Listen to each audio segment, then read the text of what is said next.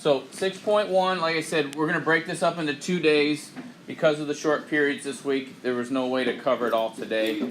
There's 2 basic themes in 6.1, and the first one has to do with operations involving functions.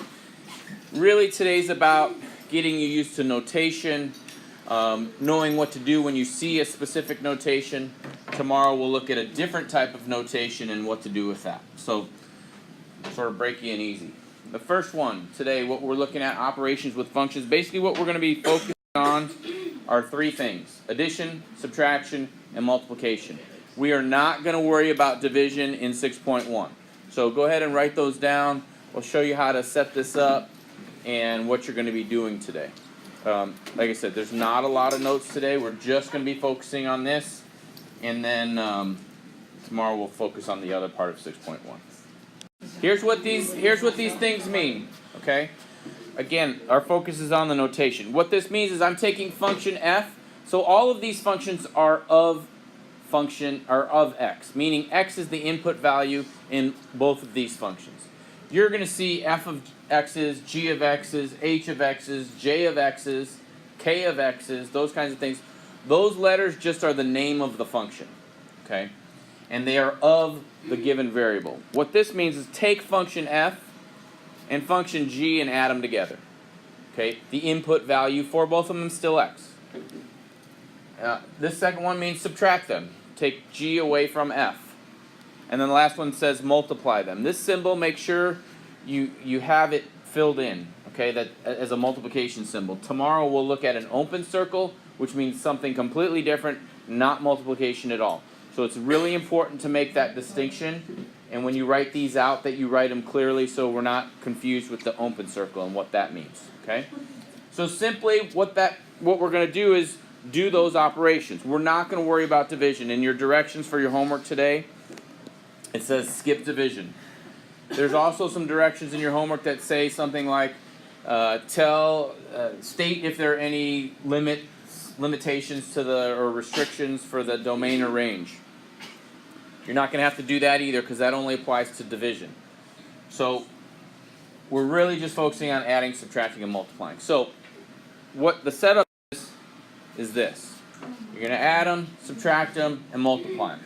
So after you have them set up, so this is function f over here. These are all function f. These are all function g.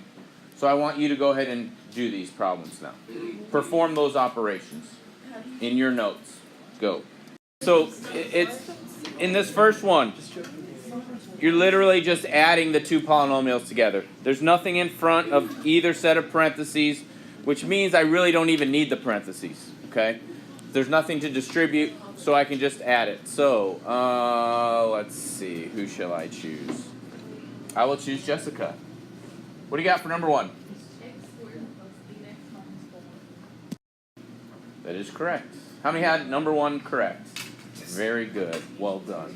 All right, number 2 is a little trickier because I have this minus sign here, and you do have to distribute it, which means these signs change. Okay? So, Jonathan, what do you got?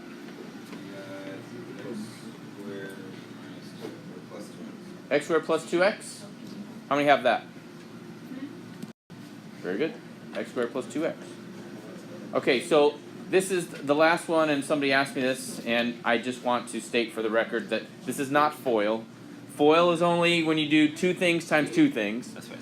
But I know when you guys say, do you just FOIL this? I know what you mean, but technically it's not FOIL. So I just want to clear the air about that. Yes, this is a lot of distribution because FOIL is that's what distribution is.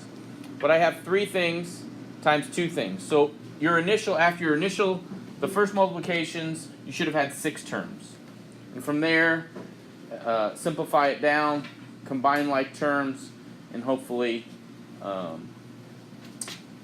you ended up with 4 terms. Okay. Lindsay, you got an answer?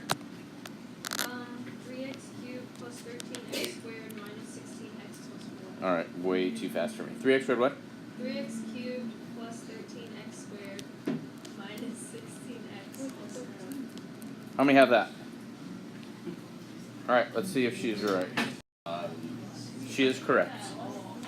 Okay, very good. This is all you're doing today. Okay, real easy day. Okay, again, we're not doing division. Don't worry about division. Don't worry about finding restrictions for domain and range. It doesn't apply because there's no division. Okay.